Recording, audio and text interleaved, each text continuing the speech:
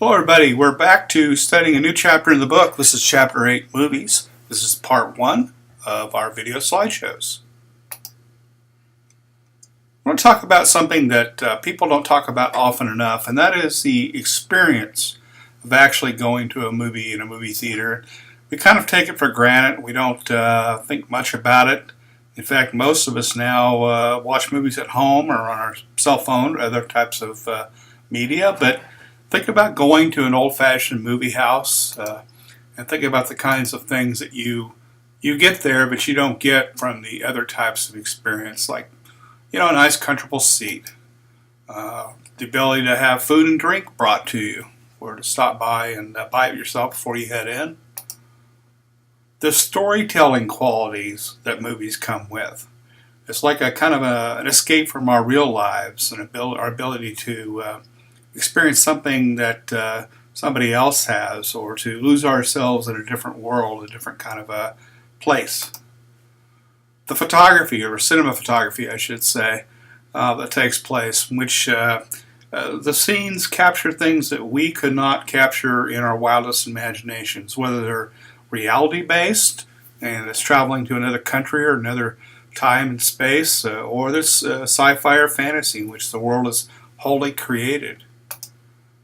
The great sound effects we have now and sound quality we have in theaters compared to 50 years ago or so. And the fact that we now have blockbusters, movies that we can count on being reliably well attended, and something that we as a people, as a mass audience, can appreciate and share that experience universally and talk about it later the next day. So I want you to start thinking about movies with this thought that it's a shared experience. It's sure we sometimes watch movies on our cell phones and things like that, or our laptops, or our computer screens, or our tablets. But often some of the earliest memories we have of movies is sharing them with somebody else on a first date, with their parents, or with a brother or sister. Somebody who may eventually be a good friend. So that's something to keep in mind when we talk about history and technology and all the different traits that movies bring us. Speaking of technology, the chapter starts off talking about Avatar, and there's a still frame there from the Avatar movie and the 3D glasses that were required at the time when Avatar came out. Avatar was one of the most popular and important 3D movies to be launched. Came out in 2009, grossed $1.8 billion as a billion dollars, which was a lot of money then, and it had a lot of redeeming qualities. It had, some people say, very human-like characters, even though they were animated. It created a whole sci-fi world in which it was based on some very simple and themes that have repeated several times in the past throughout our history, but it was done in a really, really important way. Now, there are drawbacks to having to wear those funny little 3D cardboard things. They've gotten better now a little bit. The movie theaters stock better quality ones, but the impact of the technology that allows 3D to be used, in which it brings the scene a little bit more to life, feels more realistic, something that a lot of people enjoy. It's a quote from Roger Ebert, a former movie critic. Watching Avatar, I felt sort of the same as when I saw Star Wars in 1977. That was another movie I walked into with uncertain expectations. Avatar is not simply a sensational entertainment, although it is that. It's a technical breakthrough. Now, Ebert later came to criticize 3D movies quite a bit, but initially he was stunned by it. I remember in 1977 when Star Wars first appeared in Wichita, the very first film, going to a theater in southeast Wichita and seeing it, waiting in line for an hour to see the movie, and seeing the very first showing in Wichita of the movie, and it was at the time a stunning technical breakthrough in movie making, just like there have been technical breakthroughs in movies going back decades and decades and generations. We'll talk about the history of that as we go. But looking back, Star Wars now, it's not quite as snazzy looking technologically as it was at the time, because we far surpassed technology issues like green screens and things like that, and creating more realistic models via computers. But for the time, it was another one of those breakthrough movie technology things.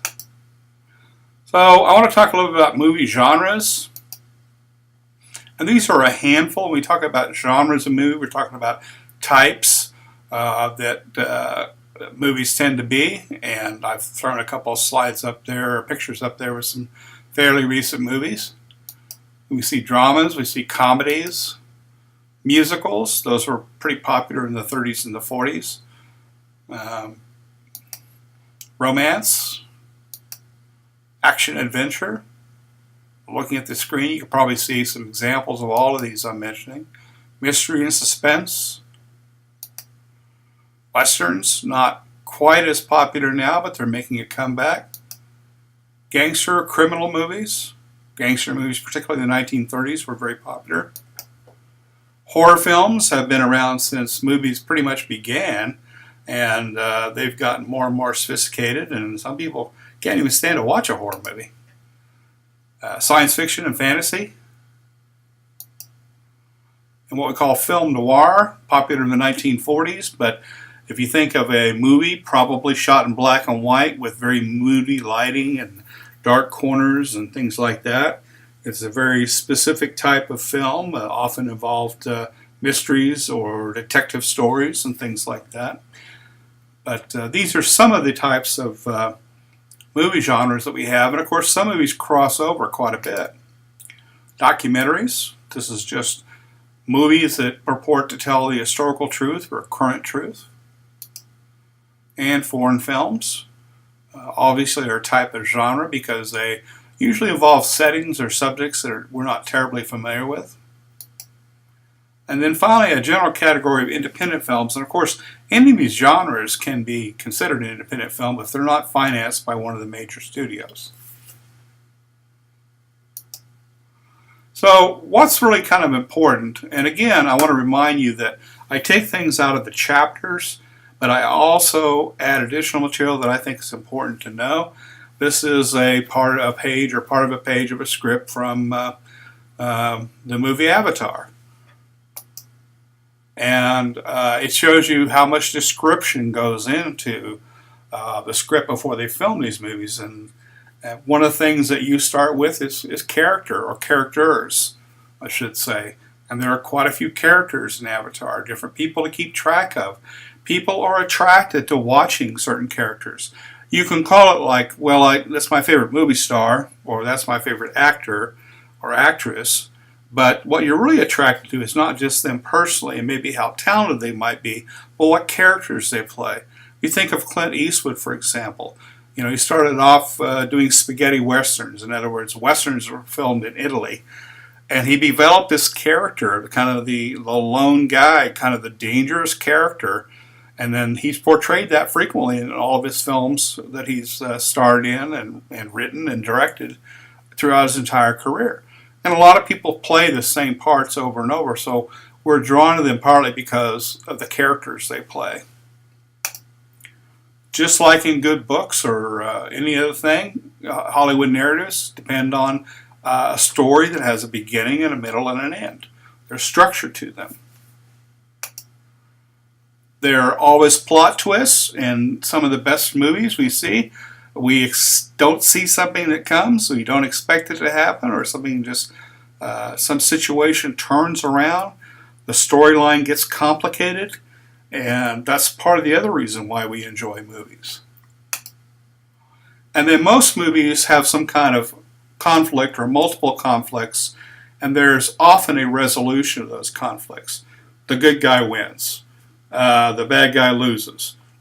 Some movies are left with unresolved conflicts, and they're kind of designed to make you just think about what happened. Maybe there's no particular conclusion you should come to, but they want you to think about everything that's happened. And if they're really bad movies, maybe they don't resolve the conflict because they don't tell a story very well, and we just walk away confused and kind of wanting our money back. I'm going to do a series of slides here on the history of movies, and we're talking mostly about early technology. I know we're hitting this pretty hard, but this is important to know, to understand as we talk about movies.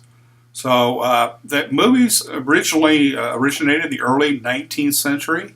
That's the 1800s with the invention of still photography early in that century. There's an example on the upper right there of a daguerreotype, a picture of a guy who's taking a pugilistic stance. And there are many forms of early types of still photography, daguerreotypes, tintypes, lots of other kinds of things. And then we started by putting photographs, printing them out, and putting together what are called flip books. Now, you probably did this when you were younger. You have a book where if you flip the pages through real fast, there's a series of photographs or drawings or artwork, and there's subtle differences between each one, and when you flip through them real quickly, you get a sense of animation. You get a sense for a movie unfolding. Here's an example of a, not particularly old, but a kind of a flip book, and you can imagine yourself thumbing through that book really quickly, and each one of those pictures is a little different, and so it may look like somebody's talking or may moving, going kind of thing. So early on, movies were really just put together by using flip books. They weren't projected.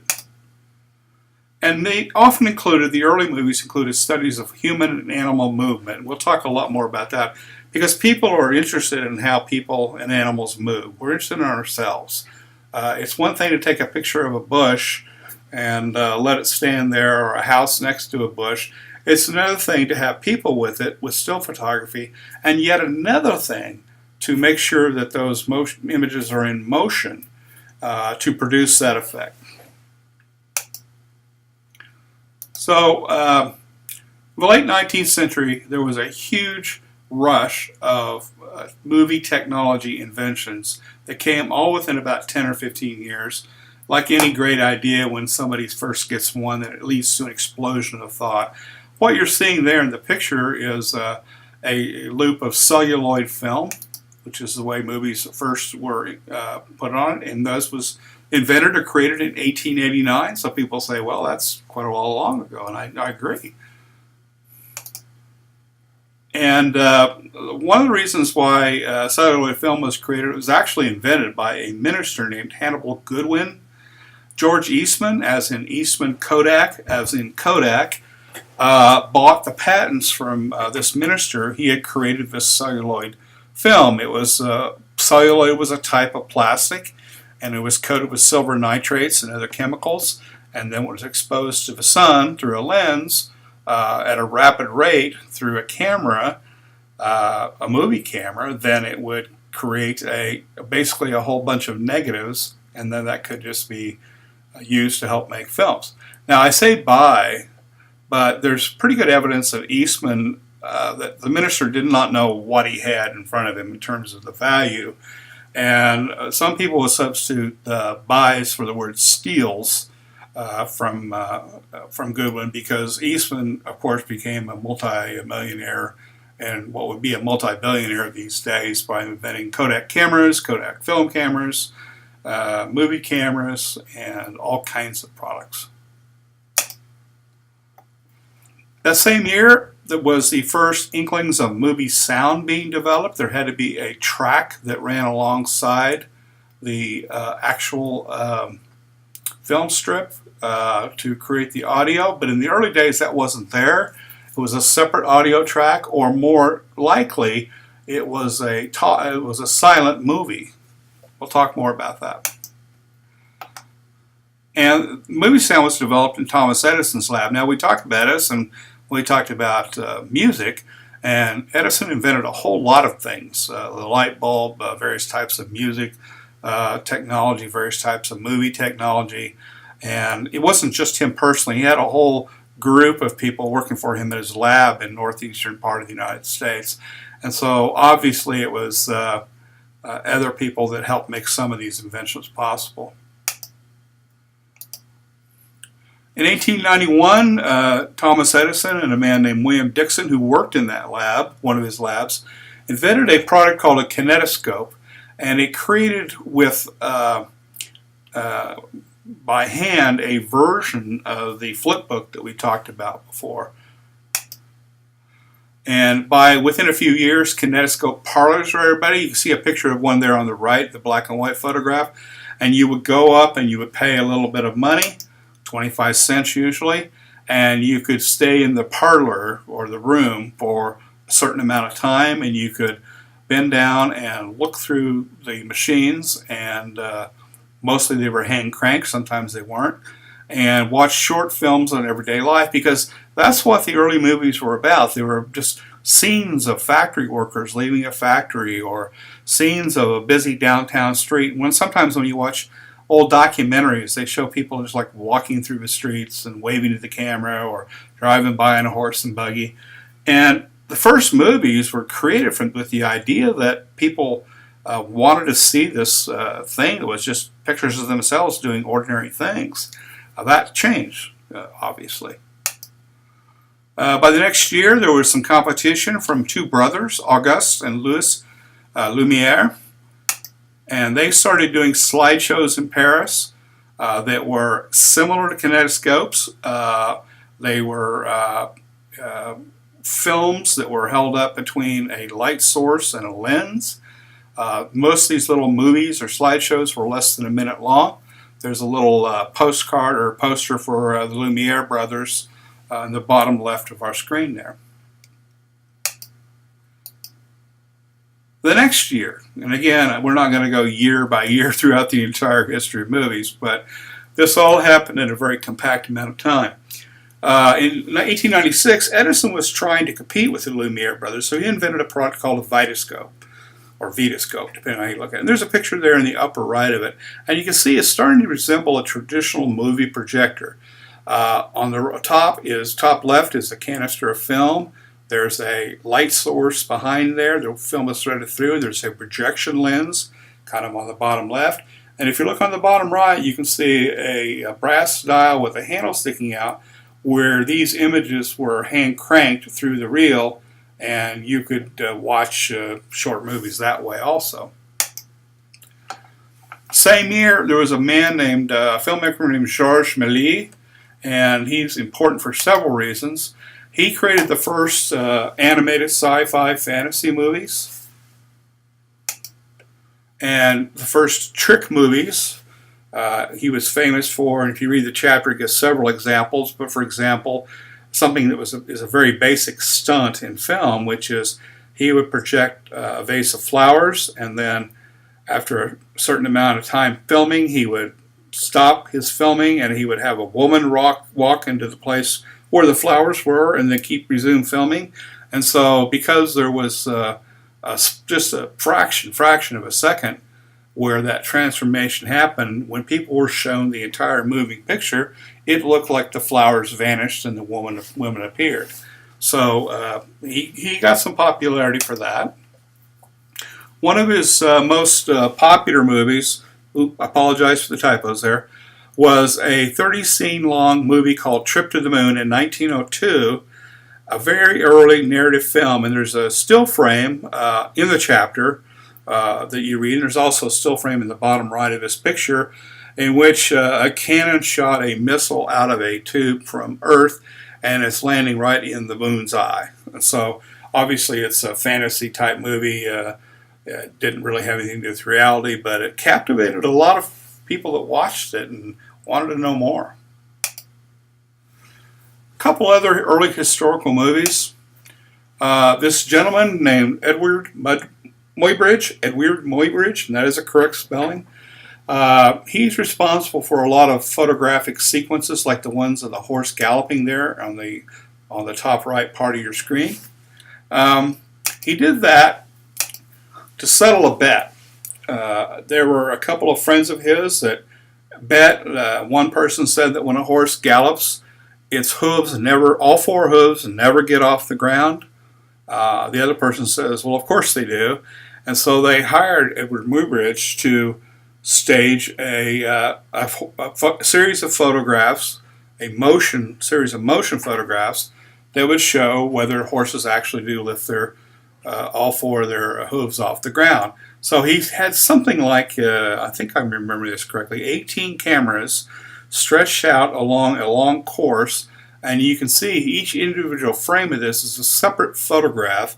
And whenever the horse ran down this long alleyway, it tripped a camera shutter. And so he used 18 cameras tripping their shutters to develop this sequence of photos. Now, one way to think about this is in today's world, we use modern digital SLR, single lens reflex cameras. You can hold the button down, listen to the camera go tune, tune, tune, tune, tune, tune. And that's essentially what he did, but just with 18 cameras, each firing one shot. And as you can see from the second frame of the top left, the man who bet that horses' hooves did leave the ground, all four of them at various times, won the bet.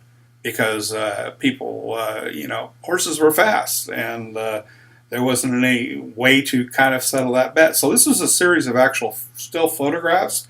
But again, it's one of the things that later led to the sequence where you could film all of this stuff in 24 frames per second or 30 frames per second or even higher to help settle these bets. Thomas Edison was also involved in making movies, not just making the equipment for them. And one of the movies he was famous for was called The Kiss. And if you look in the bottom right frame, there's a still frame from that movie. That was an actual film movie. And at the time, it was considered extremely shocking. This is the early part of the 20th century, very early, maybe even the late 19th century. He actually photographed for a minute or two a couple kissing on film, and if you go to the internet, you can find the full film or a portion of it. It's kind of interesting because they appear on camera first, the couple there, and they appear very nervous, and he, with a great deal of Victorian gentlemanship, he takes his mustache and makes sure it's all settled perfectly so it won't offend her, and then they have this kiss, and it lasts for several seconds. I don't know, 8 seconds, 12 seconds, 15 seconds. But at that time, when this movie was shown in some of the very early types of movie theaters, it was considered extremely risque. So you should go find that on the internet and look at it. There's another one that was made called the Trapeze Disrobing Act, and this was where it was shot on a vaudeville stage, and there was a woman, in the late 19th century, early 20th century, who was fully clothed, but was wearing, I guess what you might call long underwear. And she flips around on this trapeze and eventually throws some of her garments off. Of course, she never gets totally naked, but that again Edison was quite the scallywag. He kind of liked showing this risque stuff to audiences as a way of getting attraction to his products, and so that was another one. Another thing I want to talk about is a man named Edwin S. Porter. The book talks about him quite a bit. The chapter does, I should say. And I'll probably talk about him a little bit more because he's a very important early filmmaker. And one of the things he did was start adding storylines, even more so than the previous inventors and movie makers that we discussed, to stories. For example, he made a movie called The Life of an American Fireman. It's a continuous narrative done with 7 scenes. And these are screen grabs from that movie. Now, it was made and it reproduces using a circular thing. So he actually used some special techniques in this film, just like his other technique, which is, his other well-known film, which is A Great Train Robbery, a 12-minute long film, which was long then, the first major box office hit in the history of movies. And the thing that both of them had in common was that they had editing, they had close-ups, they varied, in other words, whether the camera got tight, got close, or whether it was backwards. They told a story with a sequence of things in their movies, and they generally started looking more like the kind of traditional films that we would think of today. So people quickly got away from just boring scenes of everyday life and then went to more of sci-fi or fantasy, and then started saying, well, we really want to tell full-blown stories. Porter is a fascinating guy. He had a fascinating life and did a lot of cool things as a filmmaker.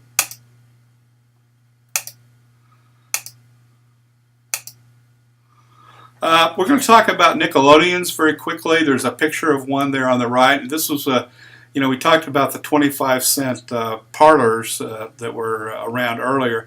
They finally got the technology down to where they would have 5-cent machines, and as you can see from the pictures, it says 5 cents. There's kind of a little place where you put your face down there and look, and you put your nickel in, and you can watch. In this case, it was midget movies about short people, and there were 3 features. Now, these features wouldn't be very long, but they would be the equivalent of going in and watching 3 short films. Now, the book has a slightly different time frame for this. The book says these were most popular from 1904 to 1908, and I don't disagree with that, but the actual history of the Nickelodeon stretched a little bit earlier and a little bit later than that. Now, if you wondered where the TV channel, the children's TV channel Nickelodeon came from, it comes directly from this name. It comes from the fact that these were quick, short features, often very fun-oriented, that in modern times would appeal to children. And one basic footnote, I don't know if your chapter talks about it, but I wanted to mention that the first real movie palace, the type of movie theater we would go where it was very ornate, very, crystal chandeliers, concessions, really plush seating, and things like that. The Strand Theater, I believe it was in New York, was built opened in 1913, so that's an important thing to remember. Okay, I think that is all for the first part of this series of videos on movies, so stay tuned, and when you get a chance, go to part 2. No, there's one more. Don't go away, stay with me. We'll be continuing this theme of early historical movies, both in this last slide and also in the next section. So there was an important movie that came out called The Birth of a Nation. The director was D.W. Griffith, and it is a portrayal in more modern times of the Civil War. Civil War, of course, happened 1861 to 1865 or 4. Somebody correct me. This film came out within recent memory, 1915, of the end of the war, 45, 50 years later. Now, one of the things that it's an historic movie in the sense that it's grand in scope. It involved casts of hundreds of people.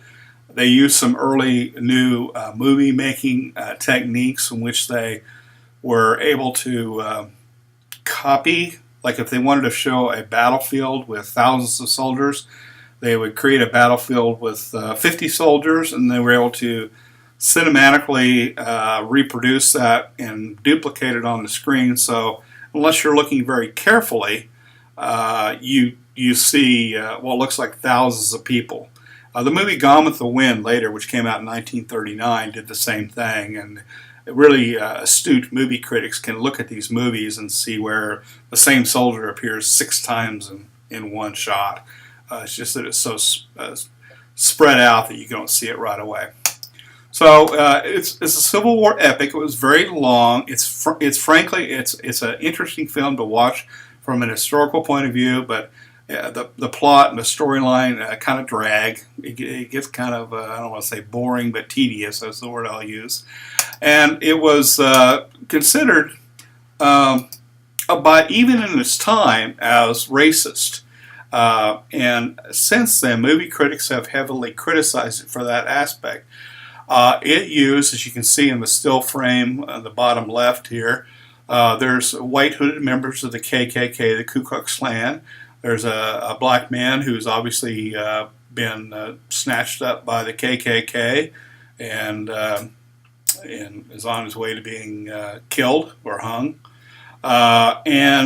So it was Griffith and others defended it as an accurate portrayal of what was happening during the Civil War.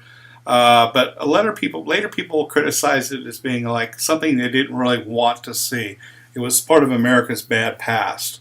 And even today, people won't watch the film because even though it may portray some things accurately, it appears to in several places to celebrate a division between races, between whites and blacks in particular. So that's an interesting film to talk about too. Well, that is the last slide, I know for a fact, and we will be moving on to part 2. Thanks very much.